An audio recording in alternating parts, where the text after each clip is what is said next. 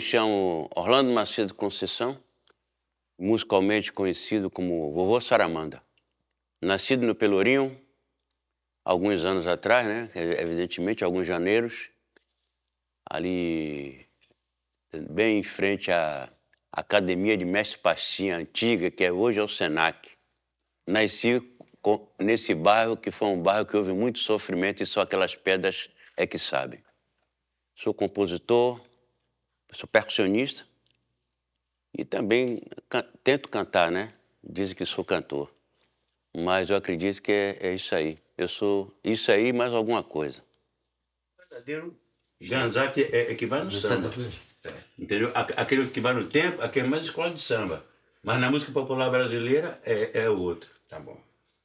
Então pronto. Entendeu? Como no tamborim, por exemplo, as pessoas estão acostumadas a entrar no tamborim no tempo tac, tac, tac, tac, tac. Mas não é isso. É fora, aí, quando entra o cavaquinho, fica fora, fica atravessado. Então é 1, 2, 1, 2,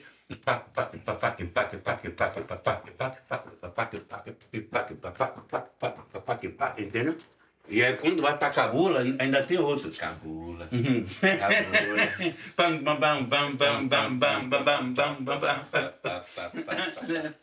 O meu interesse pela música, minhas memórias remotas, primeiro vem do candomblé.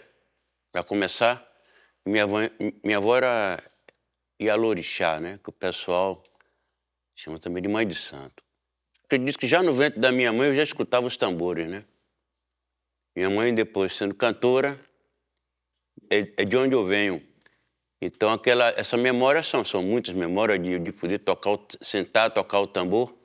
E como não se podia tocar o tambor assim do candomblé porque é sagrado, meu tio, naquela época, que era marceneiro, fez um tambor quadrado, que também é a cultura banto. Esse tamborzinho eu botava ele na perna todo dia e cantava e adorava cantar e tocar todo o tempo. E foi por aí que foi avançando, e quando eu cheguei aí por uns 6 anos, eu tinha essa paixão toda. À idade de 7, fui assim já introduzidos para ser órgão no candomblé, né? Que eu gostava muito e estava tocando, e é um momento, os mais velhos, quando chegam os órgãos para tocar, já criança já não pode mais estar naquela coisa ali. Mas eu sendo o neto da Ialorixá, com aquela paixão com o tambor entre as pernas, chorei parecendo um desganado, né? E aí foi que o Ogum da minha avó disse para deixar, e foi me pegando, e aí, bom, enfim. E foi daí para lá que o tambor nunca mais saiu da minha mão.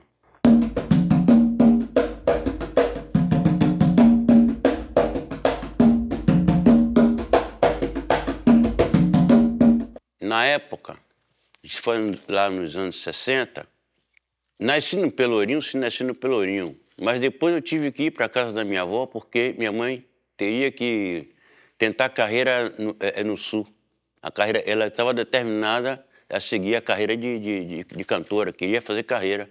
Então ela teve que se mudar para o Rio de Janeiro, onde ela assinou o contrato com a Rádio Nacional. Então daí, esse tempo ficamos com minha avó. E era esse tempo aí que tinha toda essa cultura, que ainda era a época que tinha bola de gude, tinha furapé, tinha picula. Essa foi a infância.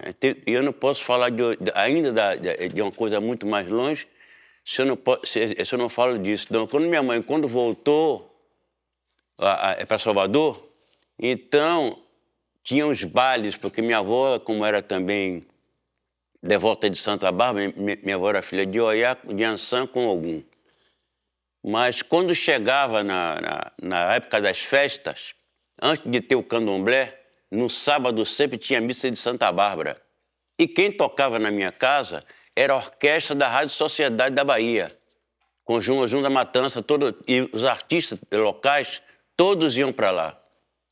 Então, eu tive essa oportunidade de poder vivenciar esses momentos de todos os cantores passar na casa. Elza Soares e outros cantores que passavam na minha casa. Então, a gente vai vivendo essas coisas ao longo do tempo e depois avançando, como na época existia os gritos de carnavais. E esses cantores do Sul, todo mundo passava lá. Jamelão, Cauí Peixoto, Ermilinha Bárbara e outros mais. Além de Batatinha, Riachão, Jacos do Pandeiro também vinha lá em casa. Então, anos depois, minha mãe cantou junto com Clara Nunes, com Alcione também, mas encontrei elas no palco. Não passaram, as duas não passaram na casa.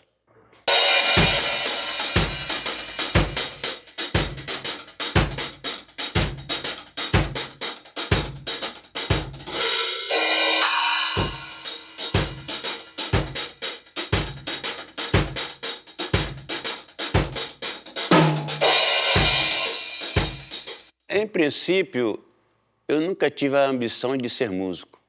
Sempre gostei do tambor, eu tive isso na alma, de poder escutar, tinha um ouvido, eu podia aprender as cantigas com facilidade do candomblé, e poder escutar, e ver também trio nordestino também ensaiar na minha casa, ver os grupos de samba ensaiar com os turnos.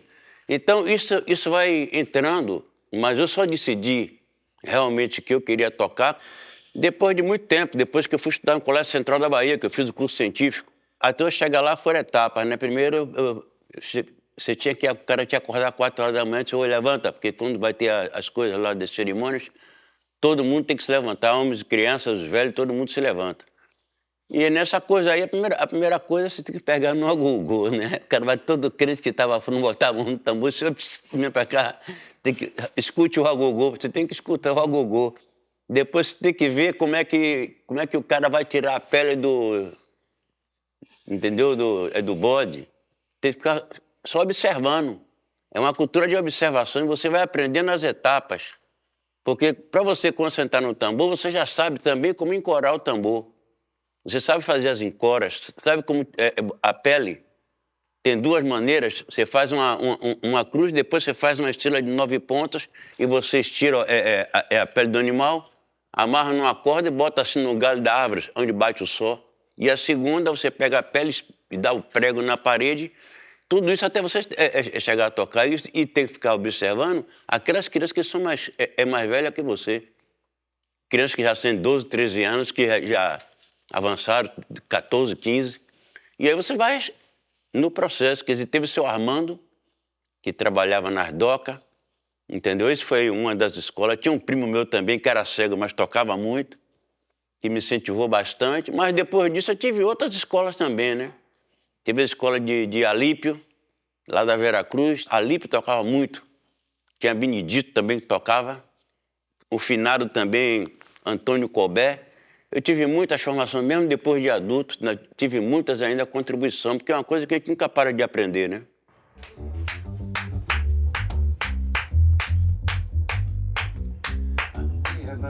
Mas a raia ficou, a raia ficou, a piaba correu, mas a raia ficou, a raia ficou, a piaba correu, mas a raia ficou, mas a raia ficou.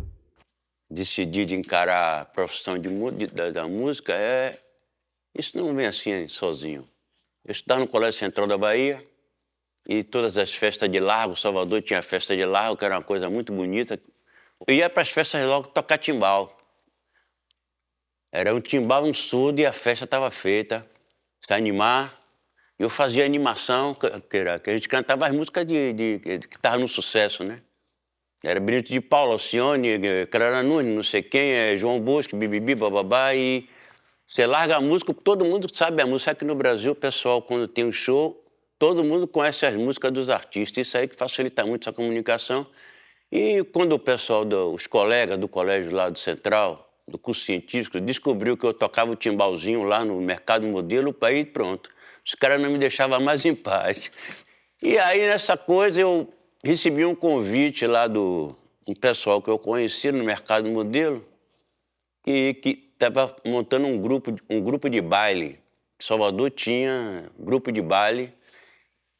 Salvador tinha vários clubes que a gente tocava numa banda completa. Nossa banda tinha uma metaleira e tudo. E eu era crooner e tocava tumbadora. Eu sempre cantei muito samba e também interpretava algumas coisas, Georgia Maimai e outras coisas assim. o grupo chamava-se Intersom, que finalmente eu não ganhava nada, né? Porque investia o salário com os equipamentos que foram comprados. Mas aí depois os caras venderam, finalmente o grupo parou, venderam tudo, não ganhei um centavo. Aí eu me retei e eu digo, sabe uma coisa? Não cantarei mais, fica só como percussionista. E aí eu fui encarando, vi convites aí, e as pessoas começaram a gostar muito do meu trabalho. Comecei tocando com um grupo de dança afro-moderno contemporâneo. Aí uma bailarina amiga minha tinha um namorado chamado Francisco Cabral, um batera, que me apresentou, e foi aí o Cabral começou a me colocar em vários planos e teve o primeiro concurso, o segundo concurso de dança afro-moderno contemporânea nacional em Salvador, no qual nós ganhamos o festival com o grupo de Montevidéu. E daí para lá eu comecei a... Mas aí já estava ganhando um din-din, né? E daí para frente eu comecei a trabalhar muito com grupo de dança, de teatro, confeccionar instrumentos para poder conseguir timbres correspondentes ao movimento da dança e o que estava acontecendo no teatro e acompanhando vários artistas. E foi assim que eu avancei até chegar a tocar aí, primeiro um dos primeiros artistas assim, que eu tive a oportunidade de acompanhar. Teve um mutirão dos músicos em Salvador e eu fui convidado para acompanhar a Gil naquele mutirão. E depois disso, em 69, aí eu toquei com o Zezé Mota. Mas Salvador, na época, era uma época que posso salientar que não era muito fácil entrar nesse meio, porque o nível musical era muito elevado.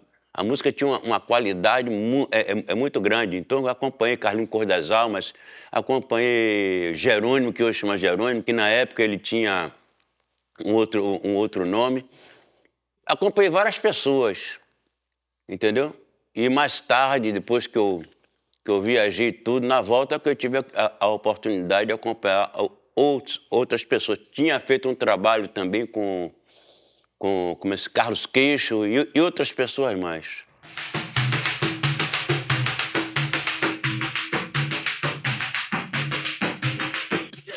Sugestão. Vai até essa sessão, vem e entrega. Ó, quando vem bem aqui, ó, sugestão. Pra entregar o pandeiro ir até aí, o que tu acha? Bora. Ó. Aí começa outra coisa, depois até o prato da bateria. Até o prato da bateria. Vou te dizer onde é.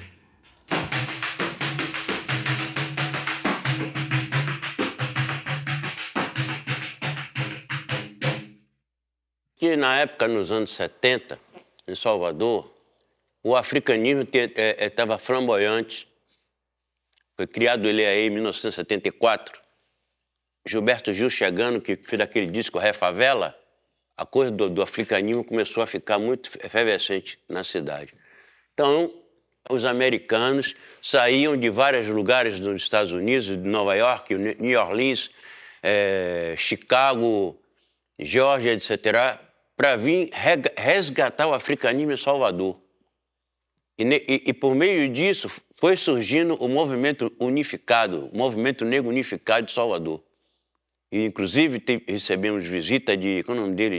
De Abdias Nascimento, Mário Guzmão, um grande ator, que trabalhou na Globo e tudo, que vinha de Ilhéus, inclusive, o Mário Guzmão.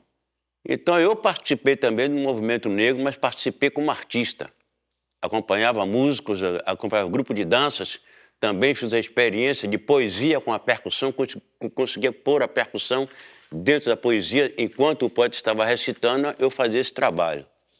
Então, esses foram momentos assim muito, muito fortes das artes. Na época, inclusive, as artes em Salvador, música, dança, teatro e artes plásticas, essas artes eram unificadas, tinha uma união.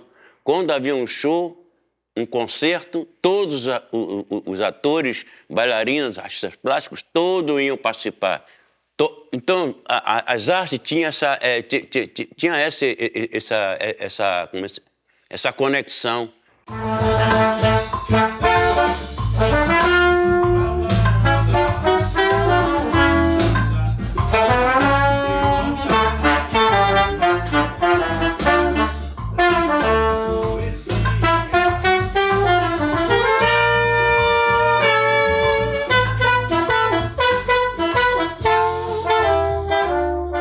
fui compositor para o Ileaí, né? Que era, eu e meu primo fizemos uma parceria.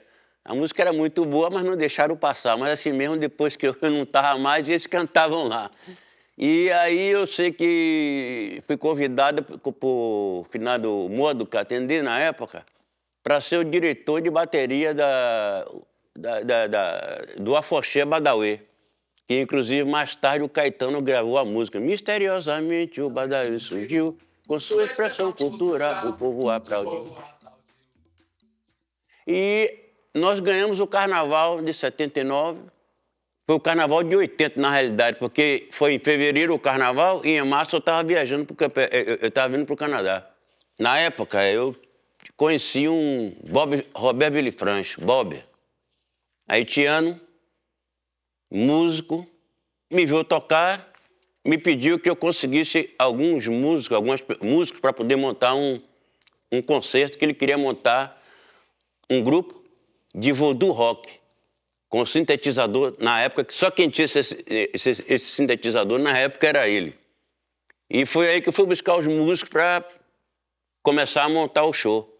Montamos o show foi super legal, conseguimos fazer esse concerto em Salvador, mas eu vinha trabalhando e o pouco que eu ganhava eu juntava a minha graninha, que eu estava querendo ver se eu dava um pulo fora do Brasil. Aí eu sei que Bob voltou para cá.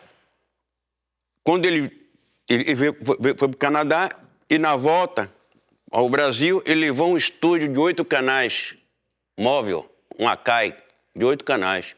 E aí a WR, na época, só tinha um som quadrafônico. Então, ele alugou a Rangel, da WR, alugava a Rangel, mas tinha os horários livres que a gente trabalhava junto para fazer outras coisas, alguns trabalhos. Então, eu ia juntando a minha grana. Então, o Jay me perguntou, vem cá, não quer viajar, não? Eu digo, rapaz, estou pensando em viajar aqui na América do Sul, não quer para o Canadá, não? Eu digo, rapaz, é o seguinte, eu estudei francês e inglês para passar o ano, mas eu não falo essa língua, mas tudo se aprende. E foi aí que nós, depois desse carnaval aí, como é que se diz, de 79, que já foi, na realidade, 80, né? Que foi fevereiro. Então, depois do carnaval, nós arrancamos para aqui.